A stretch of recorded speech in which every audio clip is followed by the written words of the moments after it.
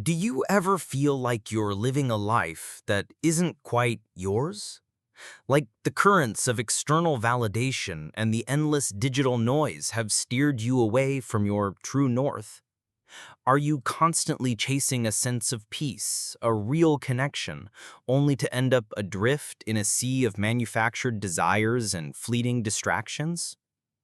What if I told you the very systems designed to connect us are actually architects of our own internal fragmentation? What if this relentless pursuit of more likes, more followers, more stuff, is a sophisticated form of self-erasure, slowly dimming your unique light? This isn't about blaming tech, it's about recognizing a profound shift in how we see ourselves. It's about understanding a subtle erosion of our capacity for authentic presence.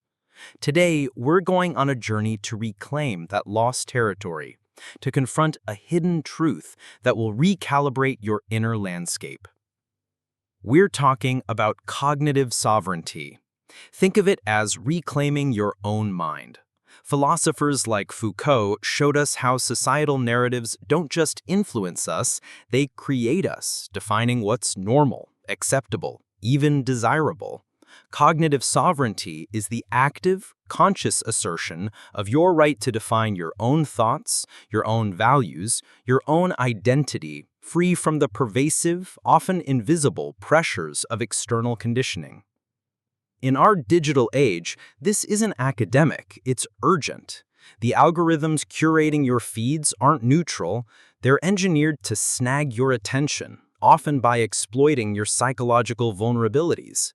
They learn your fears and desires, feeding you exactly what keeps you engaged, creating echo chambers that reinforce what you already believe, and cutting you off from anything else.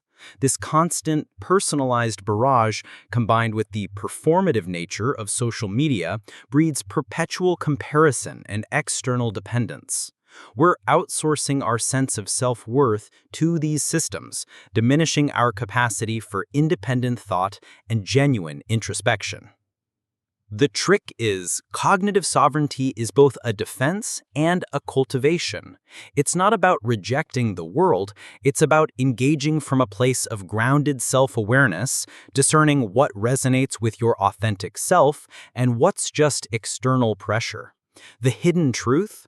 Your mind is a porous landscape, constantly shaped by what you consume and who you interact with. Cognitive sovereignty is the art of becoming a conscious gardener of this inner landscape. It's actively choosing what seeds to plant, what weeds to pull, rather than passively accepting whatever the wind blows in. Imagine this: your mind is a meticulously crafted garden, and the digital world is a relentless, invasive vine. This vine, with its tendrils of curated content, algorithmic nudges, and social pressures, seeks to entwine itself around everything, to choke out your native flora and impose its own uniform pattern. The seeds it scatters aren't always beneficial. Many exploit your natural inclinations for novelty, belonging, or fear. The vine's growth is insidious, often imperceptible day by day. But over time, it can completely overwhelm your garden, leaving no room for your unique blooms to emerge. To reclaim your cognitive sovereignty is to become the vigilant gardener. It's recognizing the vine for what it is, a powerful, often beautiful, but ultimately parasitic force. It means understanding where its tendrils are reaching, identifying the seeds it's planting, and actively pruning, digging, and nurturing your own soil. It's about ensuring your own unique plants, your authentic thoughts and feelings, can thrive, unhindered by the invasive species. While the vine might offer a superficial abundance, true nourishment and lasting beauty come from the deep, intentional cultivation of your own inner ecosystem. The psychology here is deep. Our brains are wired for social connection and pattern recognition, making us highly susceptible to external influence. Social proof, for instance, drives us to conform to the perceived behaviors of others. Online, this translates to the overwhelming influence of likes, shares, and trending topics, creating subtle pressure to align our thoughts with the perceived majority. And the availability heuristic makes us overestimate the importance of information that's readily accessible, meaning what algorithms deem most attention-grabbing. This can skew a perception of reality. The very architecture of our digital lives is designed to trigger these cognitive biases, creating a feedback loop where external validation becomes the primary driver of our internal state. Let's look at three individuals whose lives have been subtly but profoundly shaped by this erosion of cognitive sovereignty. First, Eleanor, a talented graphic designer. Her online presence has become an obsession. She spends hours curating her feed, agonizing over every post, every filter, every caption, all for likes and followers. Her creative process, once driven by intrinsic joy, is now dictated by trending aesthetics and engagement metrics. She constantly compares her work, feeling gnawing inadequacy. Eleanor's inner world is a hum of anxiety, a desperate need for external affirmation. She's lost the pure pleasure of creating for creation's sake. The consequence? Burnout, creative blocks, and a growing emptiness as her identity becomes tied to ephemeral validation. Do you ever find yourself caught in this cycle where your passion becomes a performance and your worth is measured by digital applause? Then there's David, a history enthusiast. He used to pore over dusty tomes, visiting historical sites, engaging in thoughtful discussions. Now his exploration is confined to short, sensationalized video clips and opinion-driven articles. He's become a passive consumer of easily digestible, often biased, historical narratives, rarely venturing beyond the surface. His critical thinking skills have dulled. David's internal dialogue is increasingly filled with polarized viewpoints as algorithms feed him content reinforcing a particular, often nationalistic perspective. He's lost the joy of nuanced inquiry and the appreciation for historical complexity. The devastating consequence? A rigid, often inaccurate understanding of the past, which colors his present-day judgments. Are you finding your knowledge becoming more superficial? Your understanding of complex issues simplified by the digital echo chamber? Finally, Sarah, a young professional. Ambitious and eager, but deeply impressionable. She's bombarded with aspirational content, images of effortless success, perfect work-life balance, constant self-optimization. This creates a pervasive feeling of not being enough. She finds herself adopting the language, habits, and opinions of those she admires online, without truly examining if they align with her own values. Sarah's inner world is a confusing blend of external ideals and her own nascent desires. She's sacrificing genuine self-discovery for an idealized, externally defined version of success. The consequence? A potential disconnect from her true passions, a life lived according to someone else's script, and a profound sense of regret. How often do you find yourself adopting the aspirations of others, losing sight of your own unique path? The cumulative cost of this unexamined surrender is immense. It's the quiet erosion of individual agency, the dimming of authentic self-expression, and the profound alienation of living a life dictated by external forces. It's the loss of critical thinking, susceptibility to manipulation, and the perpetual anxiety of feeling perpetually insufficient. It's a society where genuine connection is replaced by superficial engagement, and individual thought is subsumed by the relentless pursuit of conformity. We're paying with our autonomy, our creativity, and our very sense of self. The path to liberation isn't easy. but it's the most rewarding. It requires conscious, deliberate effort to reclaim your mental landscape, cultivate a robust inner compass, and engage with the world from a place of grounded self-awareness. True freedom here isn't the absence of external influence, but the capacity to discern, choose, and remain anchored in your authentic self amidst the ceaseless currents of information and expectation.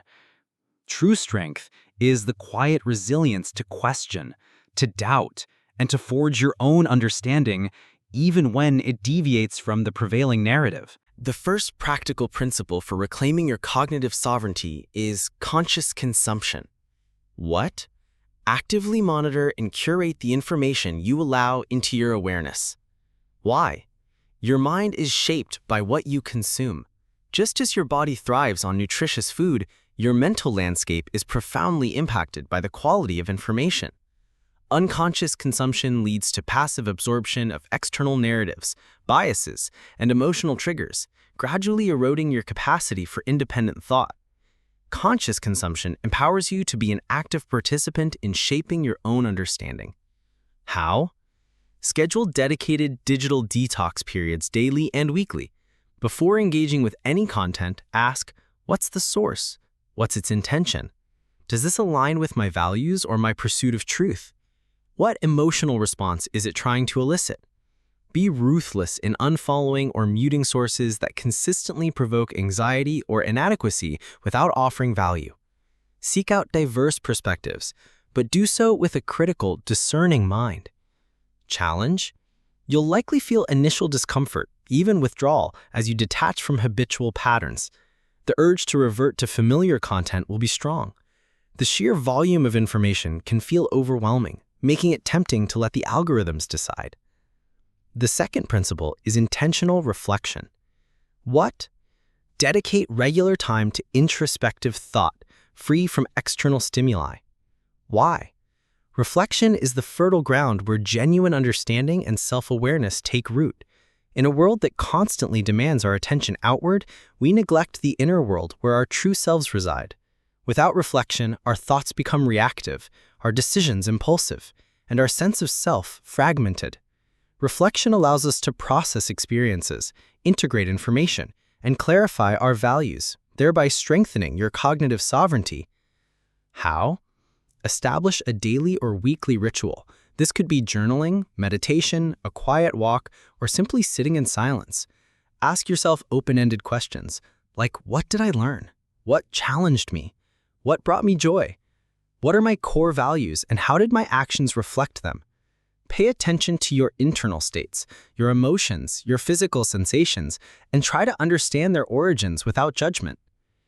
The biggest challenge will be the internal resistance to stillness. Your mind will race with distractions. The temptation to reach for your phone will be strong.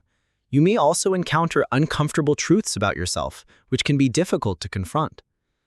The third principle is assertive boundary setting. What? Clearly define and communicate your personal limits regarding your time, attention, and emotional energy. Why? Boundaries are the essential defenses of your cognitive sovereignty.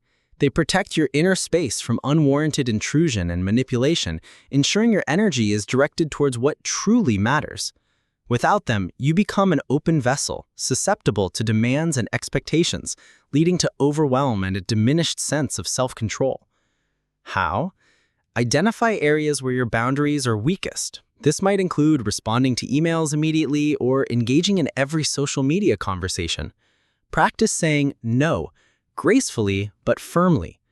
Communicate your availability and needs clearly. On digital platforms, set time limits for usage, disable non-essential notifications, and be selective about who you engage with. Challenge: setting boundaries can feel uncomfortable, especially if you're accustomed to people-pleasing. You may face pushback from others. There's also the internal challenge of overcoming the fear of disappointing others. The difficulty you'll encounter in practicing these principles isn't a sign of failure, but a testament to the depth of conditioning you're working to overcome. Each moment of resistance, each conscious choice to engage differently is a victory. The discomfort is the friction of growth, the signal that you are actively reshaping your mental habits and reclaiming your autonomy. Embrace these challenges as opportunities to strengthen your resolve and deepen your commitment to your own well-being. In essence, you stand at a crossroads.